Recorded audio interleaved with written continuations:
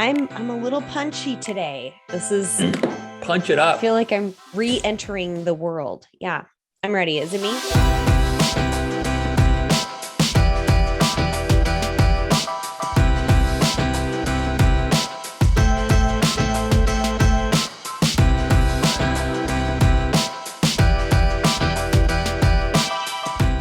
Hello and welcome to Middleish, the podcast about moderation in all things. I am Erin Green. And I am Michael Gray. You sound very serious. Very serious. Well, I just edited, what was it, episode 85, maybe I was working on, 84. I think so, yeah. And you were like, why do you sound like you're mocking me, Michael? Why are you being such a jerk? And I was like, I was just trying to be nice. And you were like, you nice? And so I was like, well, I better make sure that I say my name correctly or Erin's going to give me the business. Well, I don't want the business. You know, I think if I mean, pretty sure I haven't called you a jerk, but if I did, I bet you deserved it. Maybe. I mean, I rarely do things that are unjustified, so. Oh. You might think they are, but. Whoa. But we are hey. off to a start, folks. I know. Can I blame the coronavirus talking? Yeah, Erin had the Rona. Erin was locked up in her house for the last, I guess it would be 6 days, but yeah, I tested positive last week and vaxxed and boosted and careful and still got positive and then tested negative yesterday. So it was short-lived and I didn't get knocked down too hard, which I'm so grateful for. And Matt is a mutant because he never tested positive. So yeah, we were talking about beforehand how he was saying that because he had the measles as a kid, that like he's just kind of immune to stuff. And I was like, the measles? How old is Matt? That is his claim to fame. Like whenever he says people alive had the measles, right? I know. It's like it's like when you run into like a World War II veteran and you're like, oh my gosh, wow, it's so great to meet you. You know, tell me about how people used to deliver milk in glass jars. I know. To your house. I know. Tell me about walking uphill both ways in the snow. Well, exactly. It is Matt's claim to fame whenever he, talks about not catching a cold when everybody else catches a cold, or talking about his really hard bone structure. He doesn't break anything no matter how hard he lands on his mountain bike. He's like, they don't build them like they used to. Yeah. Yep. I had the That's measles. why we should bring the measles back. I've got right. No, he does not take that stance, actually. In fact, he sits there and he talks about whenever we see a news story on, new measles outbreaks, he's like, I have had that shit. Y'all don't want it. And I'm like, okay, you're dating yourself, babe. Yeah. It's pretty bad. Yeah. I bet it is. So yeah, I'm going to blame any of my snarkiness today on it can't be the coronavirus itself because I'm negative, but it could be the lockdown and the just cabin fever that I've been experiencing. I'm unleashing it on you, Michael. Sorry. The snarkiness today, not any other day. Today she has an excuse. I'm using air quotes here, an excuse. All the other times, that's just Erin, but today. Might just be she's got a little extra for thick. me. Oh, but you're feeling good now, right? I'm good. Yeah. I mean, I was pretty good throughout the whole thing. I had some ups and downs, but I mean, I never had a day where I felt like I needed to stay in bed or, even take naps or, anything. I mean, I'd have like a few symptoms, but yeah, I'm really, again, grateful that it was very easy. I never lost my sense of taste and smell, which is important to me. So that was good. But yeah, and so be careful out there, you didn't y'all. Lose your sense of humor either. So she's still got some sense, folks. Thank God. I have some sense about me. Yeah. She's got some sense. Did you have a good weekend yourself? Yeah, it was good. We did a little Christmas thing with Kat's dad and his family, which was nice. Sunday was pretty late. It was kind of a working weekend for me a little bit because, my folks were in town and they just left last week and I didn't work as much as normal. So I've been kind of playing catch up. So Saturday and Sunday, when I wasn't doing family stuff, it was work, but which is fine. It was worth it. Yeah. So yeah. And I'm about caught up. So yeah. That feels good, right? It does. Yeah. It was getting on top of that mountain. On top of that mountain. Speaking of mountains, I don't have anything. Oh, I have no segue. Speaking of mountains, there are no mountains here in Houston. So there we go. Erin's like the queen of the segue. Like you're so good at segues. Sorry, I'm trying to like fix my microphone. It's coming loose. Like you always have these good segues, and I'm just like random thought. Well, speaking of mountains, we can talk about big rocks today. Oh, big rocks, mountains, big rocks. I'm looking here at Michael's notes. I mean, this is not my notes, idea. And you did a better segue than I did. That's awesome. Big rocks. I want to hear about your big rocks theory. Tell us what we're talking about. So have you heard that before? So that's like, I'm sure you have, maybe you just haven't heard it called that. Like, so it's the idea, like I've always seen, I don't know if that's a theory. I don't know if theory is the right word. Maybe it's big rocks concept. I don't know. But just the idea that you've probably seen it before. Like, if you have a jar and you have like rocks and big rocks and smaller rocks and sand or whatever to fill it with. If you do the small rocks and the sand first, the big rocks don't fit. If you put the big rocks in first, everything else fills in around it, right? Because there's space in between. And so it's just this idea that when in anything really, like, fitness, health, work, family, relationships, whatever, that if we prioritize the things that are the most important, and we take care of those first, then the other sort of like not as important stuff, there's space for. But if we fill up our time and our energy with things that aren't as important, then we often don't have time for the bigger rocks, the things that are more important. And so I wanted to talk about this just because it's something I see a lot with clients. I mean, shoot, even myself. First, when I'm first talking to clients, is just priorities in the fitness and nutrition world and industries are often very out of whack. Mm-hmm. The first kind of term I use for this when I brought up to Erin is majoring in the minor. And just this idea that we're taking these minor things that are either not super important or maybe have no importance, at least for most people, and putting our priority and our attention and our energy into those things and neglecting the big stuff that really matters, that really makes a difference. And so I just want to talk about that concept, how that kind of plays out into, overall wellness, identify some things that we maybe have turned into big rocks that are really small rocks or sand or don't belong in the jar at all. Looking at you detoxing. And then talk about what the big rocks are. Like, if we're looking at making healthy changes to our life, what are the things that are really important? What are the things that are important to dig in on consistency with, and that maybe kind of get overlooked or passed over for less important things? Yeah.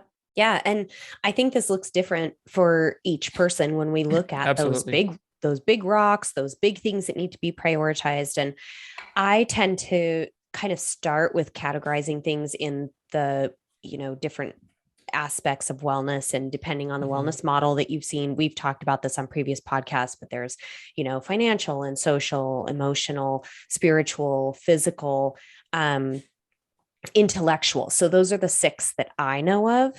There's, of course, different models that have some different spins on it, but basically just thinking about your total self and your total picture of wellness. How do you feel most fulfilled, most capable and healthy and stable on a lot of different levels?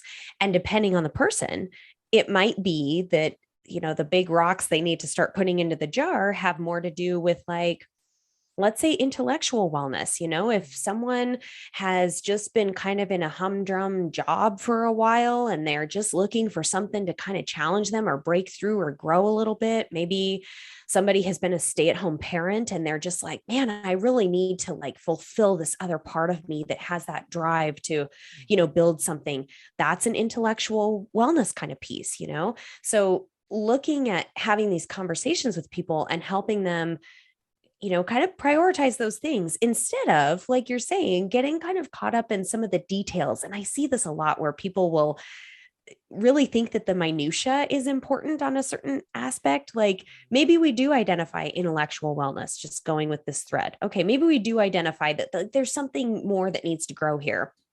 We start talking to people about that. They might start like putting together this whole list of books they want to read. And then they might categorize those books into, oh, this one is about this, and this is about this, and this is about this. And then they might like alphabetize the list. And then they might just start putting orders in Amazon. And then they might sign up for Audible. And then right? You see where I'm going?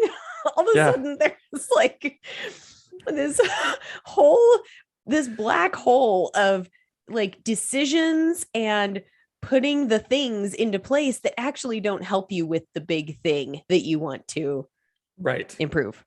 Right. And often I think those things can serve as a distraction, and you never actually start it. You're just doing the preparation and planning and never feel like you're doing. Yeah. I feel like you're accomplishing something, but you really aren't. Although I have to say this real quick. If you're not watching this, I wish you could see the excitement that was behind Erin's eyes as she was talking about categorizing and making lists. It was kind of like, yeah, this is a waste of time, but this would also be really fun. I like where I'm going here. It's super satisfying. Like, I mean, it's just like when people go and buy a bunch of new workout clothing and they sign up for a gym, and then they, put their name on the schedule for these different, activities. And then they start reading about, oh, yoga, I want to learn more about it. So it's like doing all of these little tiny minute things that don't actually get your body moving. And that is the end goal, Same thing with cooking and diets and recipes. I see it all the time. And maybe I get excited talking about it because I see it in myself. And I have worked really hard to get out of that super detail oriented space, especially when you can identify that this is a distraction. This is something that helps you maybe feel better, like you're actually moving toward your goal when you're sort of just treading water, like you're not really going anywhere. Yeah, I fall, I'm not like that too much in my personality or my daily life, but I fall victim to that with work. You know what I mean? Like I wind up spending my time like making a to-do list, which I think is valuable, and sort of doing these unimportant things. And an hour and a half's gone by, and it's like, I haven't done anything. None of this has been helpful. I've just been busy, but I haven't been productive. Yeah. Yep. I want to go back real quick to what you mentioned about just like this is a personal individual thing, right? Like, I think there are in general, like big rocks that most people should probably focus on. Not everyone for sure. And how those like play out in a person's life may look different. But, I think there are, movement should be a big rock. You know what I mean? Getting quality sleep should be a big rock, like what those look like can look different. But just as an example, like, we are both not like low carb advocates, right? Or even like necessarily for most people, like, big advocates of like a macronutrient split or anything like that. But for me as a diabetic, like I need to pay attention to my carbs. You know what I mean? Like it's an important thing for me because it can seriously negatively impact my health in the short term and the long term. So for me, I've got to be aware of my carbs and where I'm at in the day and what's going on and how I move my body around eating carbs and that kind of stuff. Other people probably don't near as much or at all, right? So there is a huge aspect of this that is individual. And I think it's going to be important for you, to identify those things. But I also think it's really important that as you do that identifying, that we kind of give ourselves an honest look, like, is this really important? Because I think it's easy to say like, well, maybe this isn't a big rock for someone, but this is important to me, when really it's an unimportant thing. And we're getting caught up like you said, like the minutia, and we're not really accomplishing much. So, yeah. Yeah. And it's important for us as coaches, as helpers, to set aside our priorities on what the big rocks Mhm. are in someone's life, So I mean, it's important that we listen to what our clients are saying, but I have caught myself several times sort of my brain is kind of going in this direction like I think this is the area that really needs attention. But when we get to that and I ask the client like, well, where do you see this on the priority list, or what do you think comes first, or what do you think comes next, they might have a different answer than I do, than what's in Right. my head. And I think that's really important for us to, just let people know that when you're working with somebody who has this approach where they are more of a tour guide than Mhm. just handing something to you and saying, do this thing, it's very much that client centered approach. Like, what is the thing that's most important to you that you really need to Mhm. come first? And sometimes, I mean, I'll be honest, I'll have conversations with people sometimes where I'm like, I'm questioning if I'm the right person to help you right now, because there Mhm. could be a different area of your life that actually needs to be addressed before we Right. embark on dietary, focus, or health focus. And so I think Mhm. that's another piece just to bring out there, that this is very client centered.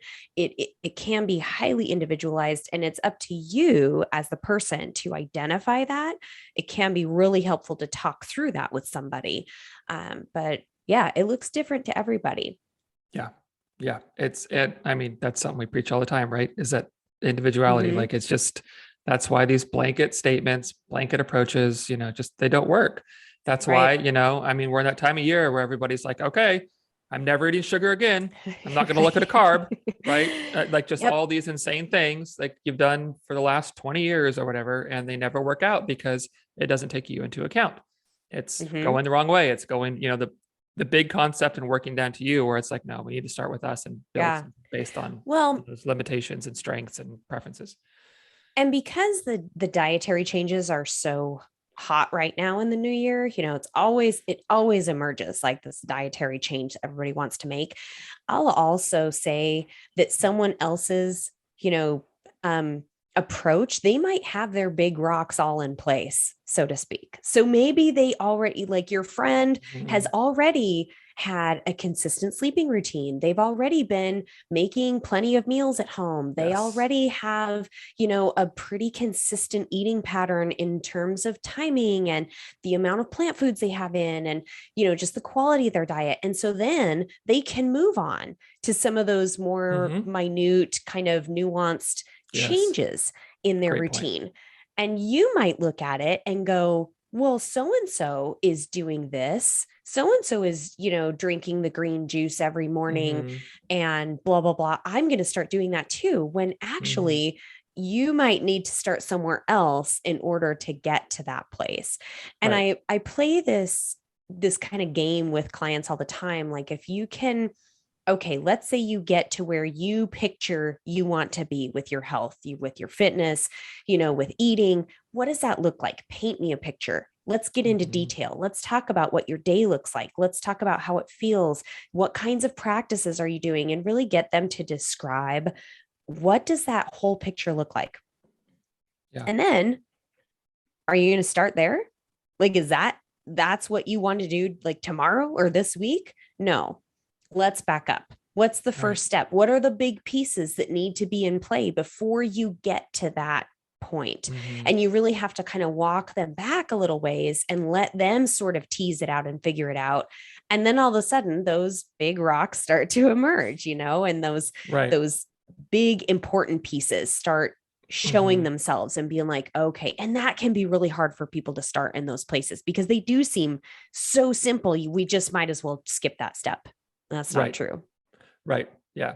And so I think if I could sum up what you're saying about like what other people are doing, and if they may have already nailed down some big rocks and stuff, is if I hear you right, I think Erin's saying, mind your own damn business.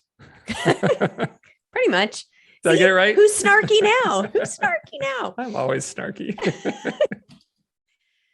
Yeah. And not But yeah, just, I but mean, but see, I might say that yeah. jokingly, but also seriously. Like Yeah.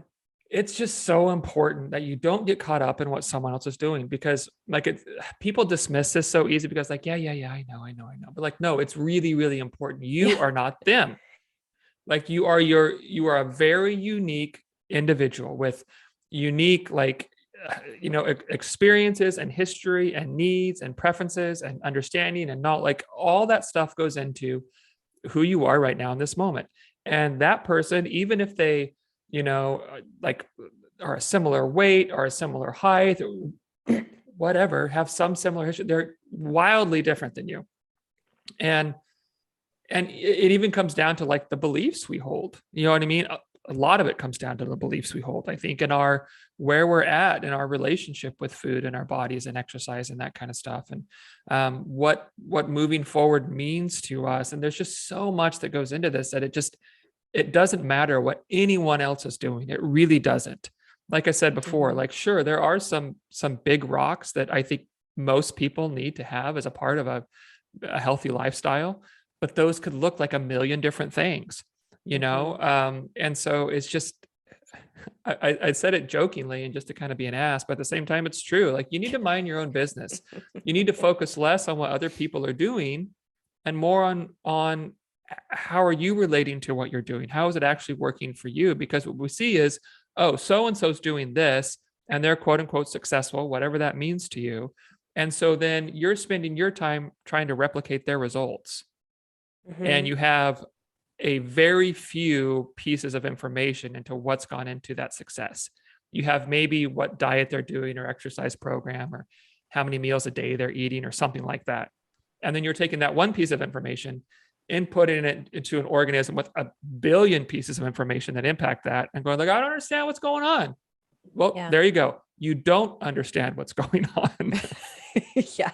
Because you're not looking inward at what's going on. You're looking at what's going on over there and trying to duplicate something with very few things in common. And it's just, it's literally wasting time, and it's just not going to work out. I'm curious if you see this in your line of work as a personal trainer and working with people that want to get fit in certain ways. Do you see people coming to you and saying like, oh, I follow this person on social media and I want to be able to do this thing, or, there's this person that I saw in the gym and they're doing this and I want to get there. Like and I think a lot of times this happens with things like strength training or, in the endurance world, I want to run this certain distance of race, or I want to, complete this event. And you really have to like back this person up to be like, okay, we need to start with a foundation here. Right. Yeah, absolutely. And I think I think it's okay. You know what I mean? I don't think it's a bad thing at all, but I think it's something it's really important to be honest and realistic with, right? Like, so I think the first thing to do there is like, let's take an honest look at, so this is the thing you want to get, but let's be realistic about where we are. Right? Like, we need to be honest about where we are. Like, okay, you want to deadlift 300 pounds. Cool. Right now, you haven't been to the gym in a couple of years. You've never done strength training, like, okay, this doesn't mean this is impossible, but we need to be honest about where we're at. And we need to make appropriate steps and plans forward from where we're at. And I think a lot of times we try to make goals. It's kind of going back to what we were just talking about, what someone else is doing in their history. We try to make goals without having an honest foundation of where we're at. And I think that's really important with anything, even if it's not like, big goal oriented, even if it's just getting healthier, that kind of stuff. Like, we have to have an honest picture of where we are right now so that we start from a place that is, it's honest about our habits and our beliefs and our routines and that kind of stuff. Honest and without judgment, I would add. Yeah. And not even a bad thing, because I think it's just where you are. Yeah. Yeah. And the thing is like, you are where you are because that's where you are. Right. And I don't mean that in a trite way, but it's like, it's where you are. Sounds like something off Sesame Street. I always feel like Dr. Seuss when I say you are. There's so much wisdom though. Yeah, because doesn't Dr. Seuss say no matter where you go, there you are? Isn't that a Dr. Seuss? Something like that. Yeah, something like that. So see? Yeah. Okay. So, but it's just the idea, like, I mean, wherever you are in this moment, you're there for a reason. And it may be choices you made, choices other people have made, a combination probably, but like, that's where you are. And there's nothing wrong with where you are. It's where you are. You know what I mean? And so if you want something to be different, cool. But then we need to change how we've been doing things, because the way you've been doing things has led you to where you are. And that's where you are. So we can do things differently, but we've got to be honest about where we're at, the behaviors we have, the beliefs we have, the habits we have, all that kind of stuff, because that has led us to the place that we're at in this moment. And like Erin said, that we need to do that without judgment, without guilt, without shame, just as an honest assessment. Because as soon as we start interjecting guilt and shame and that kind of stuff, well, then it's regret, and I've wasted so much time, and like, okay, well, now I suck. I'll never be able to do this. Yeah, I'm not meant to do this. Yeah, exactly. And then that's not an honest picture either, but that's the foundation we often start from. Is I'm a piece of shit. I can't do anything right. I can never stick to anything. And now I'm going to get healthy. Oh, okay. Yeah, right. Good luck with that. I just need to double down on this. Yeah. I just need to suck less. Okay. Good luck. And suffer more. I'm just going to suffer through it. Seriously. So I'll be honest, when I first saw this majoring in the minor, I was thinking the concept would be more along the lines of, okay, we need to focus less on these like huge end goals being the heroic individualism. That's what Brad Stuhlberg, one of my favorite authors, calls it. These huge like transformations, or these really, really big, insurmountable kinds of goals. And we need to focus more on the minor things, the daily, like humdrum, little simple things. That's what I initially thought. But I'm also seeing kind of the reverse, where people who do major in the minor in the wrong way focus on all these little details and lose sight of the big things, the big rocks, if you will. So I'm kind of having this like bizarre, maybe cognitive dissonance, where I'm like, wait a minute, these things mean, I can see two meanings in this majoring in the minor concept. Right. And I would say, I think this makes sense. I just had this thought, so it might not. We'll see. I would see it as like the big rocks I was talking about are like big rocks of importance. Yep. In your health, and where the big rocks you're talking about would be like in size of achievement and accomplishment. Yes. And I think both of those. Yeah. That was our segue. See? That's right. Look at that. Brilliant. 30 minutes in and we got there. See, I was just leading you to this moment, Erin. God, you stole my segue thunder. Good job. You're a segue thunder thief. And I think it's not a bad thing to have like these big aspirations at all. But if our focus is on the big aspiration, how the hell are you going to get there? Yeah. Like you've got to do, and that's the thing, I listen to like business coaches a lot, and just marketing side of things, because that's stuff I suck at. And so I'm just trying to get better at it. And it's, they talk about it all the time. And I talk about with my clients, like the way you do big things is just by doing a lot of little things consistently. Yes. Like you don't just all of a sudden business explodes, or all of a sudden, oh, look at that, I just happened to meet my fitness goal, or look at this, I eat 5 vegetables a day, and I eat intuitively, and I sleep 8. It doesn't just happen. Like it's work, and you got to put in the work, and the work is a lot of boring minutia, not minutia, but just like mundane, ordinary stuff that you do over and over, small things and that over seem, and over again, that people seem like they look at them and they're like, well, that's so simple, that's not going to make a difference, or that's too easy, or that's not going to get me where I want to go. But, if you do it over and over, I'm drawn back to two of my favorite authors. So Brad Stuhlberg, I just finished his book, The Practice of Groundedness. I talked about it, I don't know, several episodes ago. And then Steve Magnus is a co-author for one of their books they wrote together called Peak Performance. So these two, they often talk about achieving things in business and, other aspects of life, but they also are very prolific in the sports writing industry and like performance in sports. Steve Magnus is a very accomplished runner and coach. And he just tweeted the other day, I'm reading this, it's consistent to great, not insane heroic efforts to great. Stay in the game long enough and good things happen. Consistency takes patience, acceptance, and stacking good, solid work week after week. Consistency is easy to talk about, much harder to do. Yeah. So I love that first phrase. It's consistent to great, not big heroic efforts to great. And this is something Brad talks about in his book is, like the heroic individualism that our society seems to celebrate, which, you just reminded me of that, talking about these like little kind of seemingly small things, but if you stack them up, they create big things. And that consistency is really important. Again, we talk about this. I mean, some of our listeners are probably like, okay, it's the same message over and over, but you guys, that's we're, that's the point.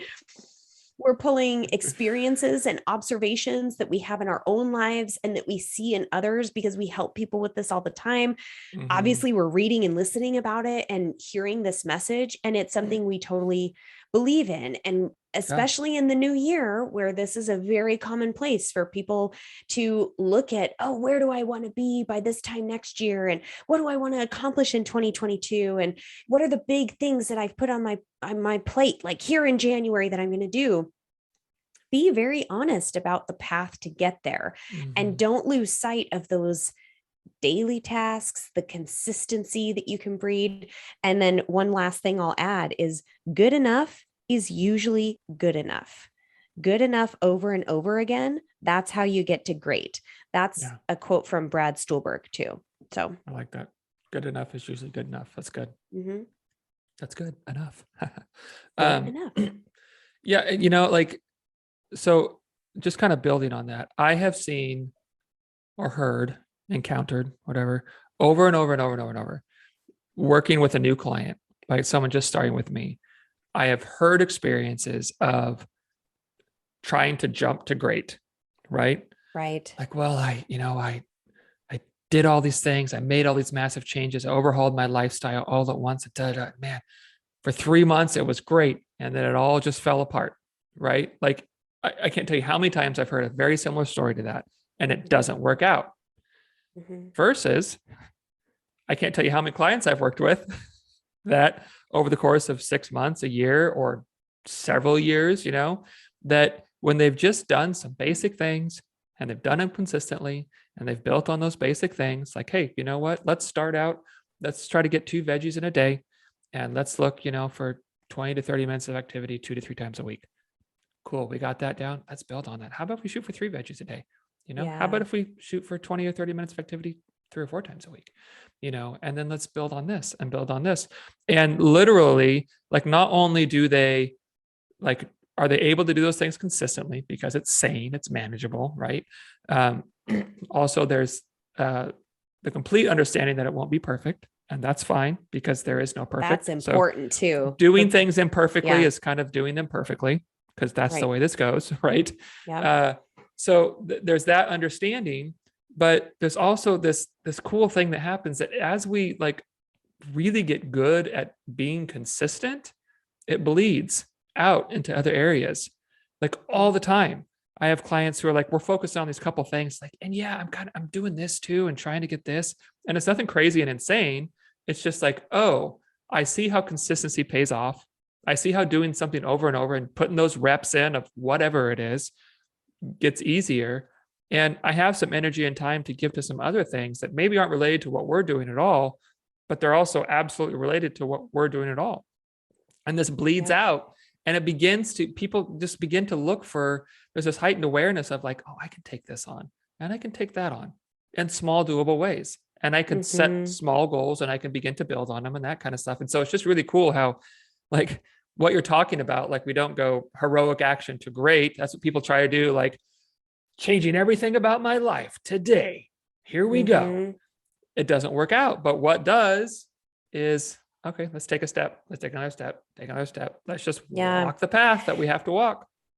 Well, and I think there's a couple sort of societal examples I can think of where people tend to think that again, I'm going to use that term heroic individualism from Brad Stulberg, because I think that it's very pertinent in this conversation. So who's the guy that does the, oh my gosh, he's I think he's a former Marine and he's like now a fitness guru. Oh my gosh, what is his name? He just did like some running challenge. It's like a for Goggins, David, yeah, David yeah. Goggins What's or his something name? like that. I think David Goggins, Goggins. David Goggins. I think Is it's that David. right? Gosh, I totally that was like unplanned. And so I'm sorry, I totally botched the segue. But this guy, How dare you? I Well, you know, nailed one he's earlier, so I know. we'll forgive Forgive you. me. I'll be imperfect for today. So He was he's a an Navy SEAL. influencer. Yes, thank you. Yeah. Influencer, author.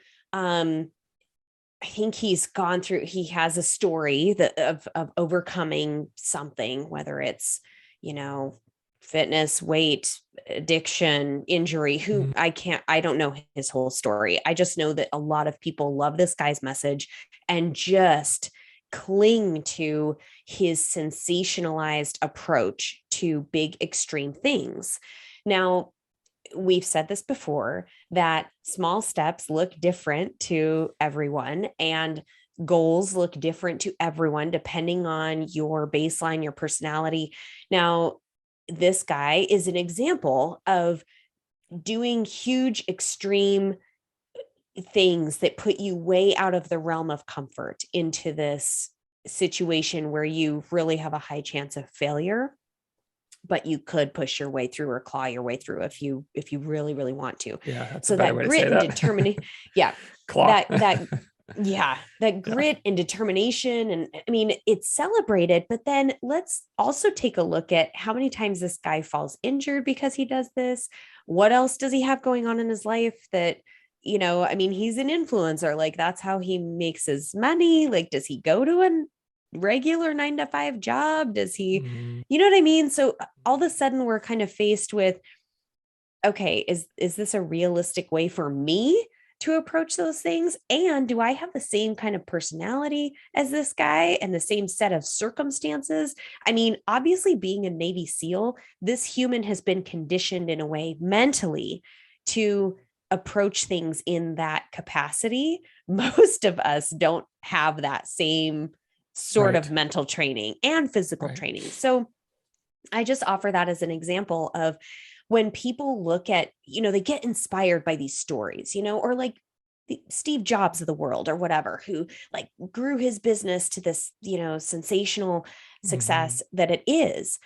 But I mean, you have to understand the set of circumstances. And these are just two humans out of like the, you know, billions that we have on earth here that Right. we need to just wrap our heads around. Will that work for me? Is that a realistic way for me to approach my life? And what set of circumstances or personality traits or, you know, experiences do these people have in their lives that are contributing to Right. that? And is it healthy and sustainable? Is it even Usually healthy? not. Usually Yeah. not. Is Usually it healthy there's for all them kinds of even? yeah, there's all kinds of sacrifices, whether it's Mhm. relationships or excuse me, health or the consistency. Like, think about being able to do these huge monumental physical feats and then you're laid Mhm. up for a month because you can't do anything because you Mhm. screwed your body up. So Mhm. i I present these examples just to think about the next time you are have this temptation that you want to jump on board with some extreme, like, big goal, whatever it is. Just sit with it for a little bit and take a look at how Mhm. this might look in your own life with your body, with your set of circumstances, and decide if that is the right path for you. Yeah, absolutely. Because there is something in the fitness world too. This, I think we talked about this maybe an episode or two ago, and then we talked about it when Cody Schoen was on about this sort of like fetish with suffering, right? And Yes. and and the thing is I think we can often um, see someone and we assume that they're a very disciplined person. And Mhm. what they may not be disciplined.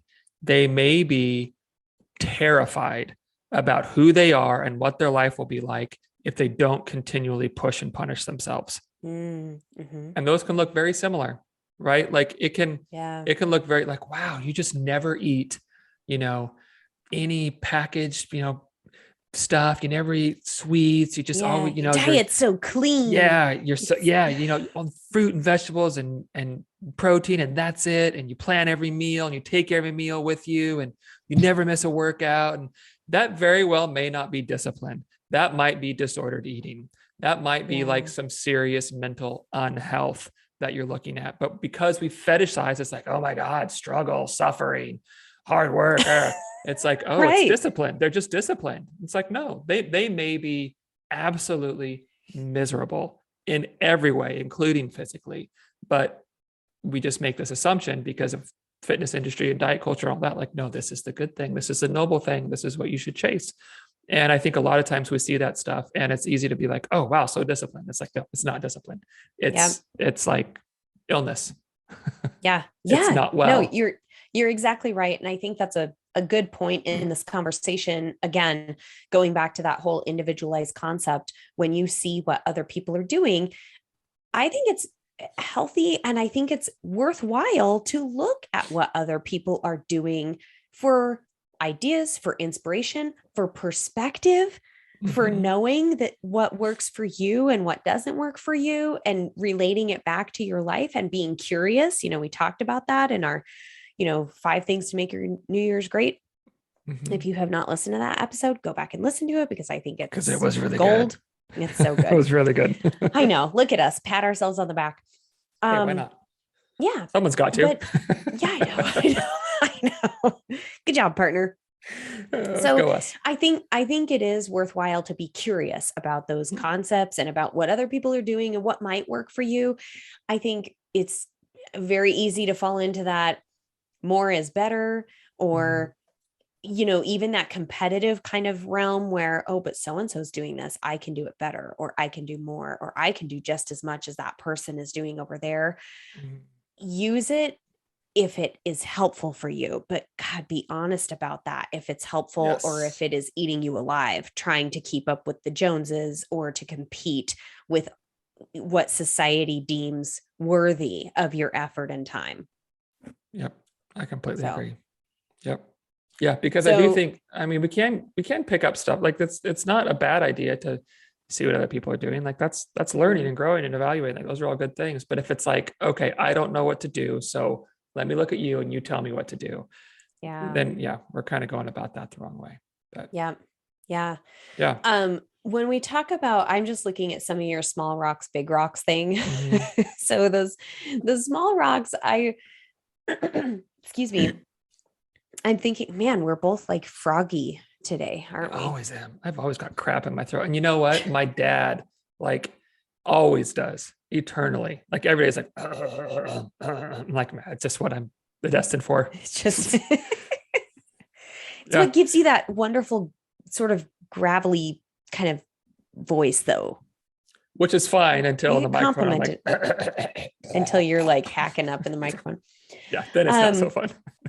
So, we, again, going back to this whole concept of majoring in the minor and the two seemingly conflicting ways that we've looked at this notion. I think the majoring in the minor, when we talk about like nutrition and health, you can get caught up in the minutiae. We covered that already. And some of the examples that you have listed here are, counting macros, detoxing, the meal timing thing, which is huge. Like you have to have certain, this hard and fast plan. 5 meals a day, no more, no less. You have to. So there's a lot of rigidity in these concepts, avoiding all processed foods, eating clean, avoiding GMO, organic only. So these are, I agree with this list as being kind of the minutia, because sure, somebody could argue, well, if I'm counting macros, that brings more attention to how I'm eating and how I build my meals and getting enough protein, or, focusing on maybe the complex carbohydrates or whatever. Okay, it can do all those things, but I would argue, can you do those things without actually tracking your macros into this very specific distribution from an app, or that's spit out at you from some website that doesn't know you and doesn't know how that feels to you and how satisfying that is and what your activity level is. So, and doesn't understand that counting calories is so wildly inaccurate anyway. Like it's not a refined science by any means. It's definitely, and it's funny because I run into this all the time with clients who will be tracking foods just to get kind of an idea. And then I'll look at it and be like, well, wait a minute, you put this in there twice. Did you eat this twice? Oh no, that's a typo. Okay. And then we look at something. Okay. Well, you put that you ate this burger at this restaurant, but when I look at the calories of that burger, that is not accurate. And so I went to the restaurant's website and looked it up.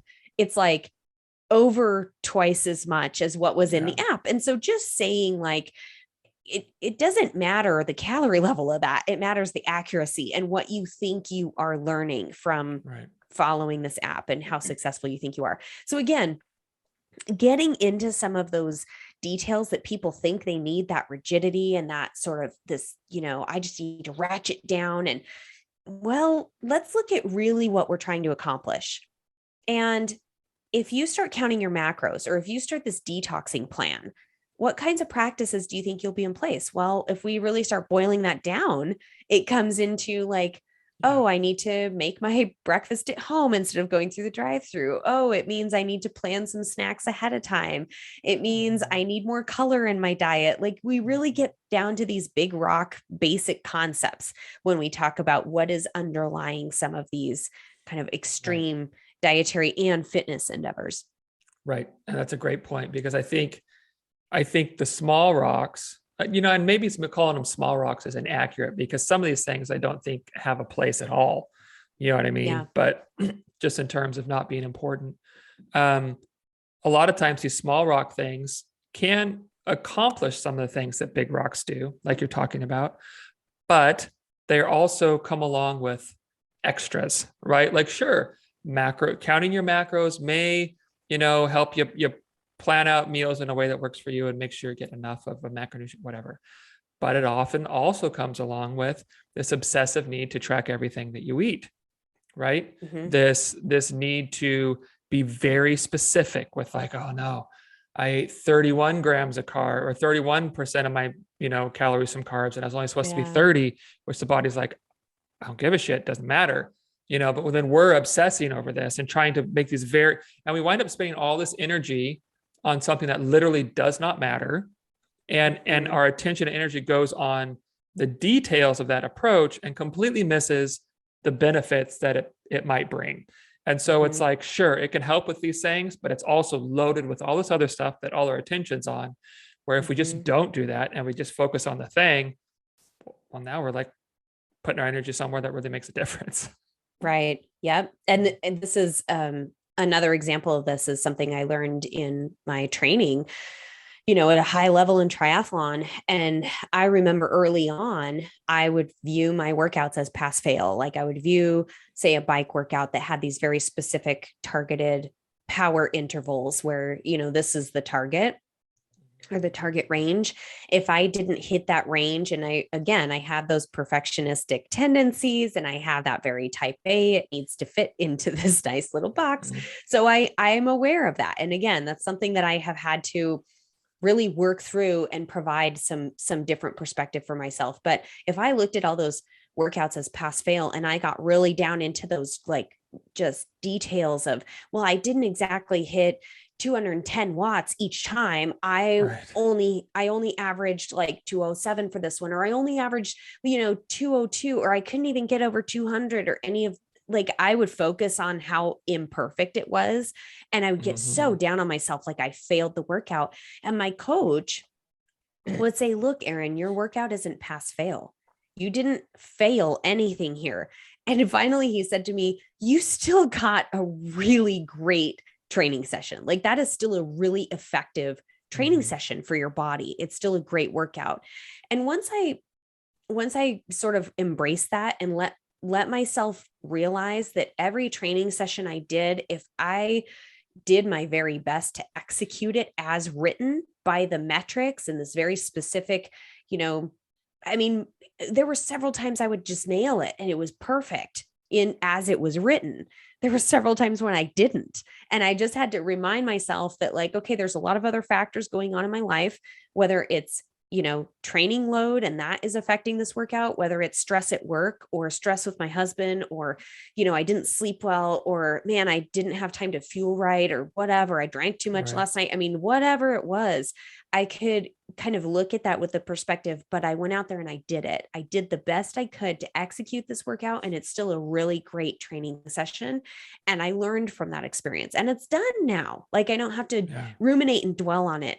So I use this example as something, coming from one of those, I was in that space where like everything revolved around executing the training plan as best I could and taking care of my physical body as best I could in order to achieve these outcomes, because that was my priority in life. Yeah. And I also had to show myself some grace and focus on some of those big things. Like this training session is one training session out of the, 50 it's going to take to get through this block before I get like some downtime and a rest day. And so putting that into perspective as well, like, yes, this training session matters and I gave it my best. It doesn't have to be perfect. And I still got some really great benefit out of that. So that's just something, to relate to your everyday life, paying attention to the consistency over time and, that there is benefit from doing, things that are maybe don't quite hit the mark of whatever you set for yourself, but you still got some benefit out of it. You still got 2 vegetable servings, even if you were aiming for 4, like, try and focus on some of those things.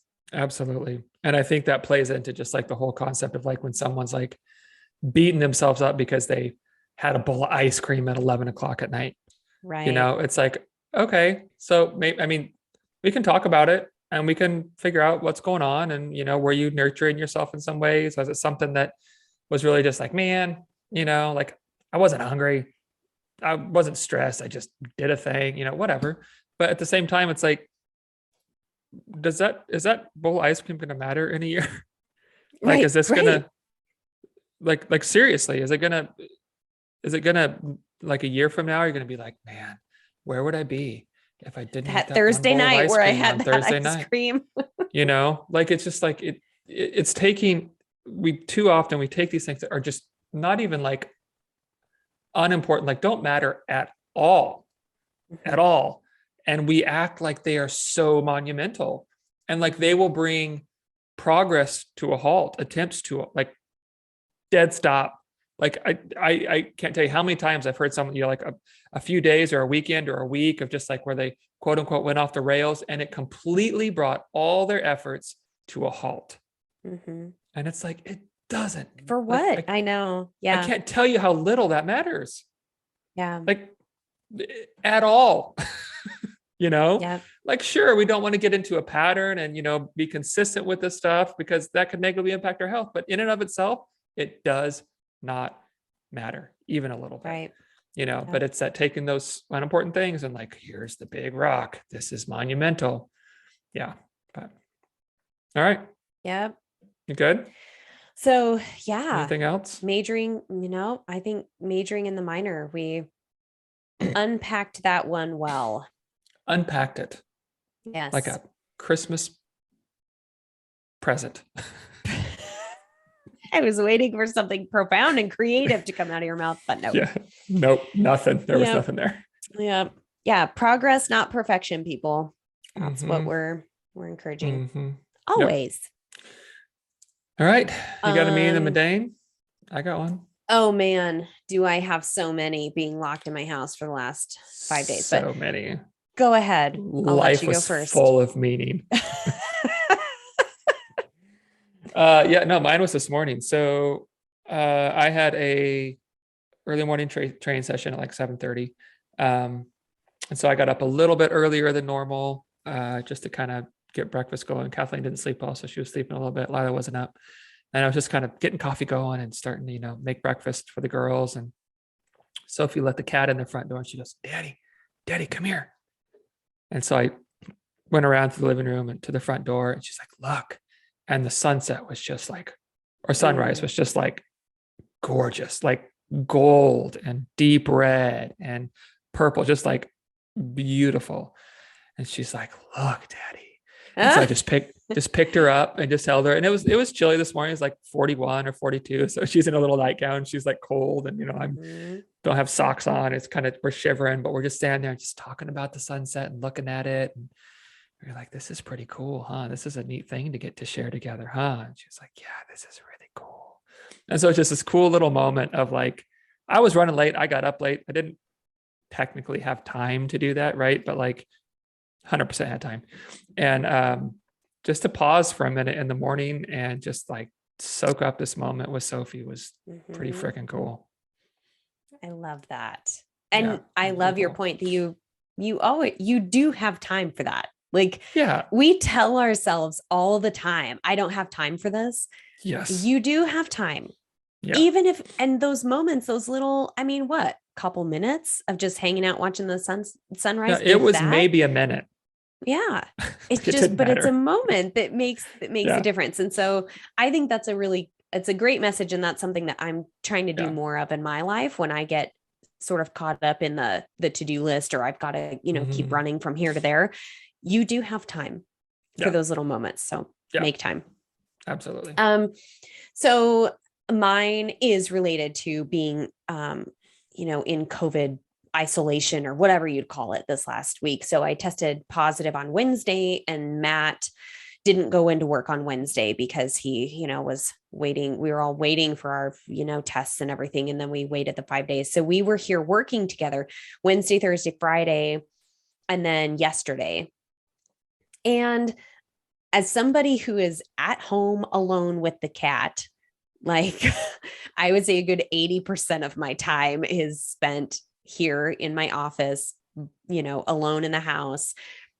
It was so lovely to just have another presence in the house.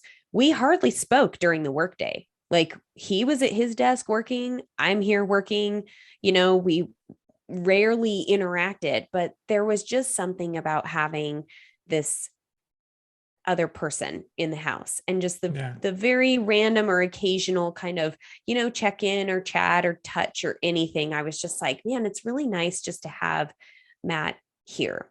Yeah. And so when he left for work this morning, I was like, I'm going to miss having you around. Like, now I'm alone again. But it just, it's kind of interesting how just the presence of someone else can be, nothing special. We didn't have any like profound conversations or, a whole lot of quote fun. We were very much into our work, but we were here together. So kind of a nice little treat. Yeah. Absolutely. And I think sometimes there's I think nice is the right word. It's just really nice to just have that sort of like unexpected, unconventional time where it's not like about doing a thing. It's just kind of hanging out, being around. Yeah. Yep. No, I get that. Cool. Yeah.